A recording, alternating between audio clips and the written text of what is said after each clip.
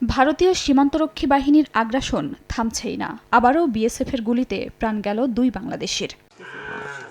BGB জানায়, বৃহস্পতিবার রাতে ফেনীর পরশুরামের বাঁশপদুয়া সীমান্ত এলাকা অতিক্রম করে ভারতের অভ্যন্তরে কাঁটাতারের কাছে যান মিল্লাত, আফসার ও লিটন। তখন তাদের লক্ষ্য করে গুলি ছোড়ে বিএসএফ সদস্যরা। গুরুতর অবস্থায় মিল্লাত ও আফসারকে উদ্ধার করে প্রথমে পরশুরাম উপজেলা স্বাস্থ্য কমপ্লেক্স ও পরে ফেনী সদর হাসপাতালে নেন স্থানীয়রা। সেখানে চিকিৎসাধীন অবস্থায় মিল্লাতের মৃত্যু হয়। আহত আফসারকে উন্নত চিকিৎসার জন্য পাঠানো হয় চট্টগ্রাম মেডিকেল কলেজ হাসপাতালে। আর লিটনের মরদেহ ভারতের বিলোনিয়া হাসপাতালের মর্গে রয়েছে বলে জানায় বিজিবি।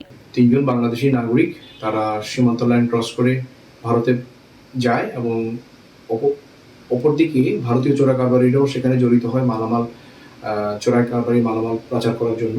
এবং এক পর্যায়ে বিএসএফ গুলি ওপেন করে বাংলাদেশ সাইডে দুঃখজনকভাবে চিকিৎসা নিতে যাওয়ার সময় পথিমধ্যেই মৃত্যুবরণ করে। বিএসএফ আমাদেরকে জানিয়েছে তারা এই বিষয়ে অধিকতর তদন্ত করে প্রয়োজনীয় ব্যবস্থা গ্রহণ করবে এবং ভবিষ্যতে এই ধরনের ঘটনা যেন না ঘটে তারা আরও বেশি সচেতন থাকবে। এদিকে বৃহস্পতিবার রাতে শেরপুরের নালিতাবাড়ির 3 নম্বর সীমান্ত গেট দিয়ে নারী ও শিশুসহ 21 জনকে বাংলাদেশে পুশিং করে বিএসএফ। তাদের মধ্যে 11 জন শিশু, 5 জন নারী ও 5 জন পুরুষ রয়েছে। খাদিজা স্বপ্না, সময় সংবাদ।